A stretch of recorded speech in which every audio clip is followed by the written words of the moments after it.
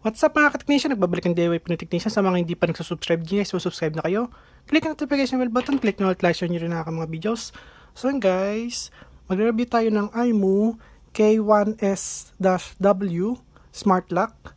So ayan po guys, kung nakikita nyo, meron siyang anti-pip passcode, low power consumption, strong anti-interference ability, C-level lock cylinder, fingerprint identification, one-touch unlock, multi-factor unlock, at saka remote control.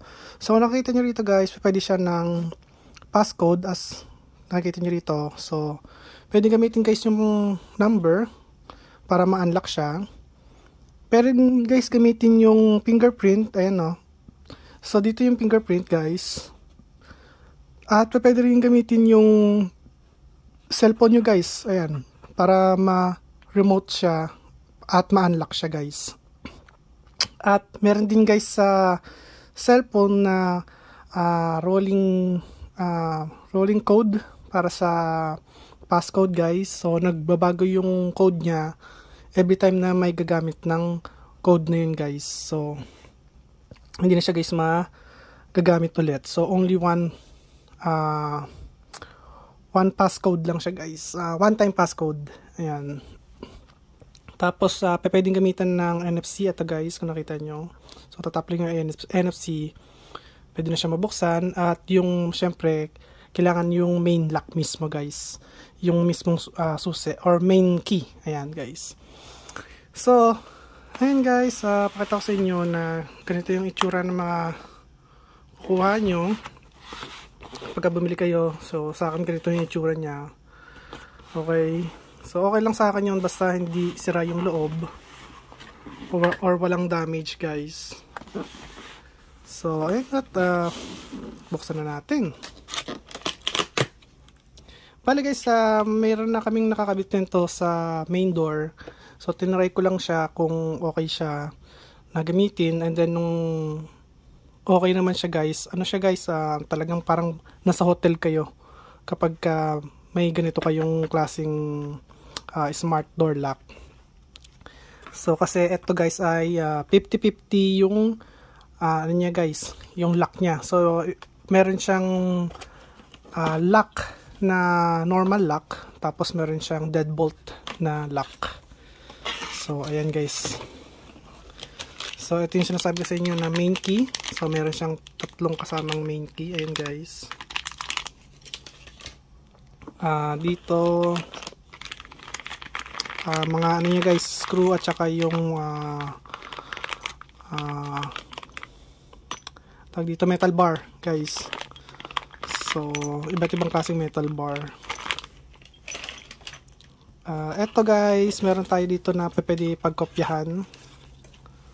So ayan siya guys, kung nakita nyo.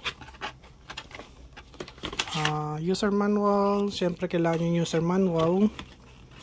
So ito yung diagram guys, or block diagram nya. Ito yung ilalagay nyo mismo sa may pinto. Ito yung magiging ano nyo kasi guys, template. So tunay na template po yan. Sakto po yan guys, kasi kung nakikita nyo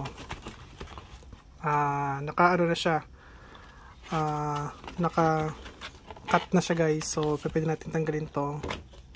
Ayan, pwede natin tanggalin yan guys.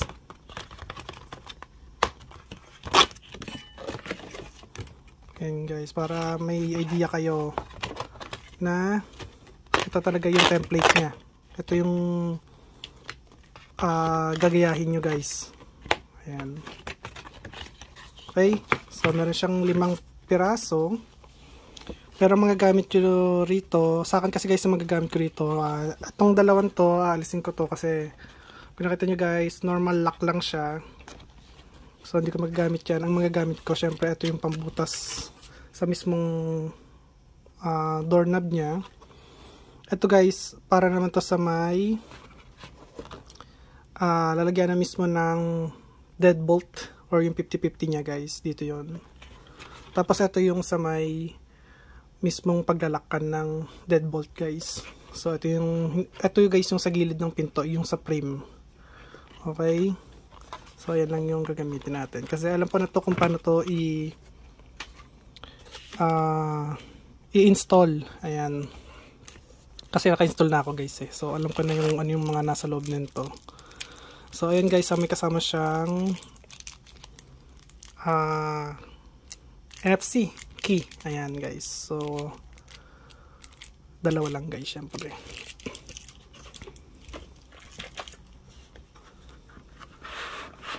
Ano lang kayo dito guys, review lang. At papakita ko sa inyo mamaya yung ano niya. Pagka nakabit na siya, papakita ko sa inyo kung ano yung itsura niya guys.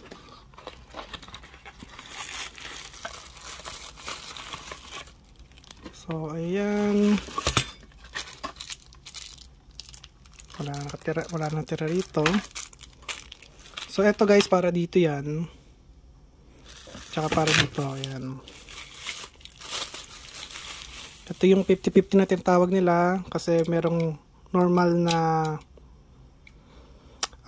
tawag dito na lock. So ayan. At meron siyang deadbolt. Ayan guys. So kaya 50-50 tawag dito. Ayan siya guys. Okay.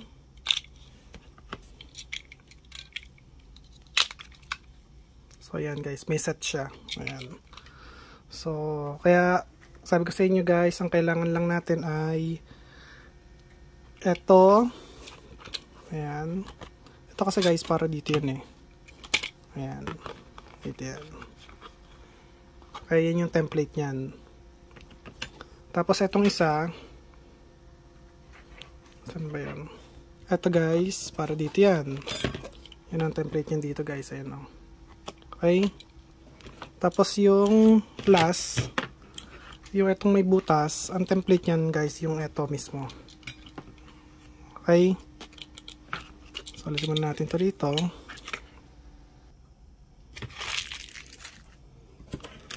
Kunin natin ito guys. So, ayan siya. So, ito yung sa likuran. Ayan siya guys. So, alisin nyo lang to para malagyan yung battery.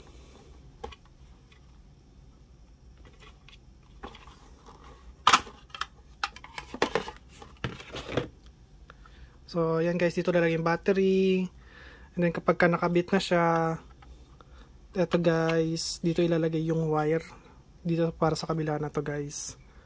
Ito yung lalagyan na ng wire. Tapos ito yung sa wifi module niya. Para naka-connect siya guys sa wifi. Ayan. Okay. Dito yung ano guys, yung metal bar kanina. Diba? Iba-ibang klase. Kasi, kaya iba't ibang klase yun dahil yung thickness ng pinto, hindi po kasi pantay-pantay guys. Merong manipis, merong may ganong kakapal, tapos may mas makapal pa, diba? So kaya iba-ibang set po yun. Salisin natin to rito.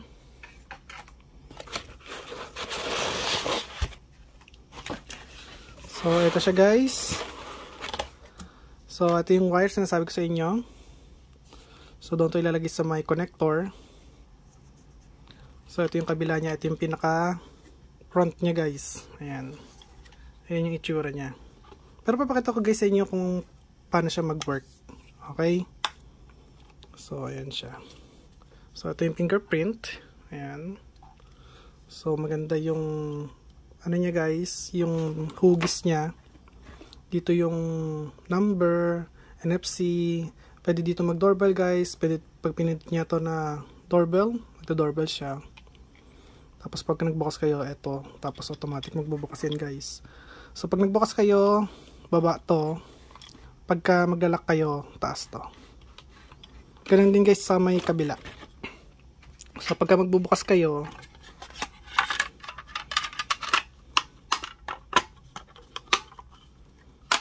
so ayan siya guys.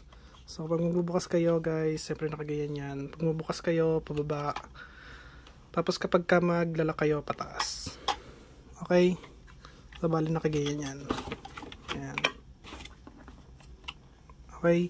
Ngayon guys, kung tatanungin nyo ako, paano mabaliktad yung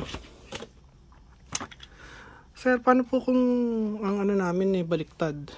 Yung bukas namin dito sa kabila, di tatama to. So, hindi po. Ito, alisin nyo to. Tapos, iro-roll nyo lang to pa kabila. So, babaliktad nyo lang to sa kabila. Tapos, yung eto guys, nandito na sa kabila. Yan. Eto, ngayon, ilalagay nyo dito sa kabila. Okay? Papakita ko sa inyo para maintindihan nyo. Kasi baka hindi nyo maintindihan. So, alisin natin to.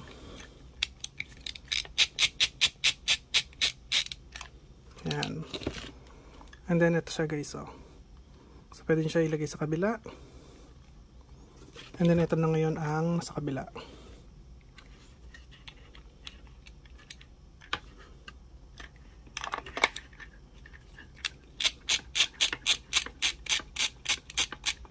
Ayan. And, ngayon, nasa kabila na siya guys. Okay? Magana pa rin yan. Kahit nasa kabila. So, yung dito naman, ganun din. So, kapag dito naman, gusto nyo sa kabila, gusto nyo lang to. Ayan.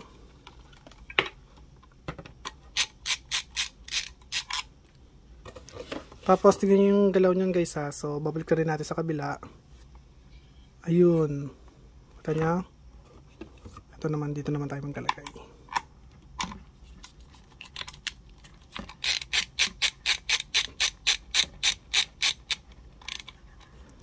Okay, higpitan nyo yan guys para hindi lumuwag. So, ayan guys. So, sa kabila na siya. Okay. So, ngayon guys, punta tayo dun sa may nagawa ko na. Sa pinaka main namin. Sorry guys. So, tignan natin yung nasa main door namin. Okay. So, ito na siya guys. So, ayan guys. Kung nakita nyo, nasa main door na tayo. So, pakita ko sa inyo, ito, pwede natin siyang buksan dito sa number na to. Pero guys, syempre, hindi ko siya pwede ipakita sa inyo na kung ano yung code namin dito. Kasi guys, yun yung pinaka main code namin. Pero, pagka kunyari magbubukas kayo, ang code nyo is 1, 2, 3, 4, 5, 6, 7, 8. Tapos, ito lang pipinitin ko tulad na to guys. So, tapos, ito yung pangbukas niya. Pero hindi naman yun yung passcode ko. So kaya hindi niya, hindi talaga siya magbubukas. Pero kung yun yung password niya, syempre guys, magbubukas yan. So ngayon sa fingerprint naman, ito guys, fingerprint. Please open the door. Okay. Ayun guys. So, ngayon, sarado natin. Pag nilock natin dito guys sa labas, tataas lang natin to. Ayun guys, narinig nyo, tumunog siya. So ibig sabihin, nag-lock na yung double yung ano niya, okay, so nag-lock na yung double lock niya, pero nag-lock mismo yung deadbolt. So, pakita sa inyo guys yung deadbolt. So, wait lang. Para makita nyo guys. Invalid fingerprint. Minsan ganyan guys, hindi siya effective agad, or hindi siya sensitive guys. So, open the door. So, ayan guys. So, nakita nyo guys, ito oh. So, kapag nilock natin siya, ayun guys yung deadbolt. Pag binuksan natin siya, please open the door. Ayun guys, okay? So, ayan guys, so nakita nyo. So, ayan guys, gagamitan natin ng NFC yan. So, ito guys. So, pakita ko sa inyo, pag gumamit kayo ng NFC, lalagay nyo lang siya dito. Open the door. Ayun na guys. Okay. Tapos sarado na natin. Lock natin. And then tignan natin kung nabubuksan siya guys. Hindi talaga siya guys nabubuksan, no? So kahit taas natin, hindi siya nabubuksan. Okay.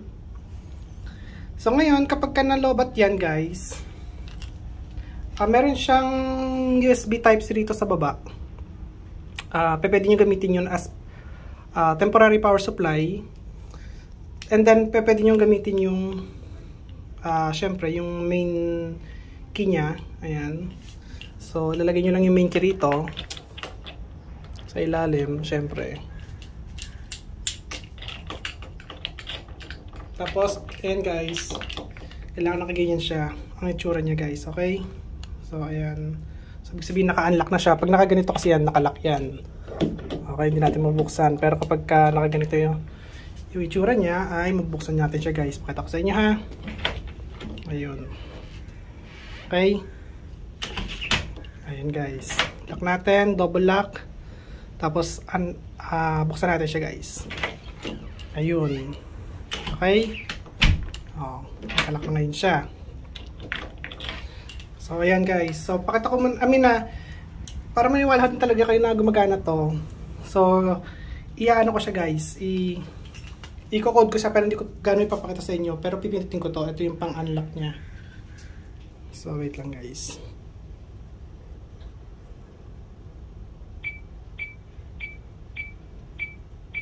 So, ayan guys. Pakita ko sa inyo. Ayan guys, oh. Ito natin guys, wait lang.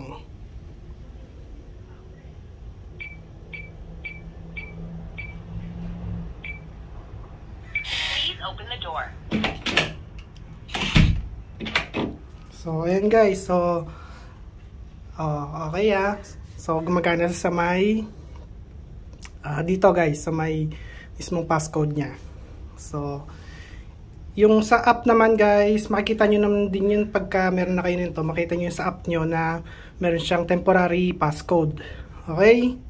Tapos pwedeng gamitan ng Bluetooth yan na key. Bluetooth key tawag dun guys. Bluetooth security key. Pwedeng gamitan din yan. Okay? Sa likod naman guys, wala naman kayo gano'ng makikita sa likod din. Pakita ko sa inyo. Plain na plain lang sa likod. So, ayan guys, yung sa likod. So, plain na plain lang yan. Pag binuksan nyo, pababa. Ayan. Tapos, kapag sinarado nyo, kunyari nasarado na. Pagka nag-double lock kayo, tataas nyo lang din. Ayan guys. So, double lock. Ayan guys. Okay. Yung battery, ito. Ayan, yung battery. Tapos, yung wire kanina, ito. Ganyan yung itsura. Okay. So, napakadali lang yung install kapag may kayo, tamang tools. Ayan, right tools. So, ayan guys. Sa mga hindi pa nag-subscribe nyo guys, mag-subscribe na kayo. Click notification bell button, click nyo all guys. Bye, peace. Please open the door.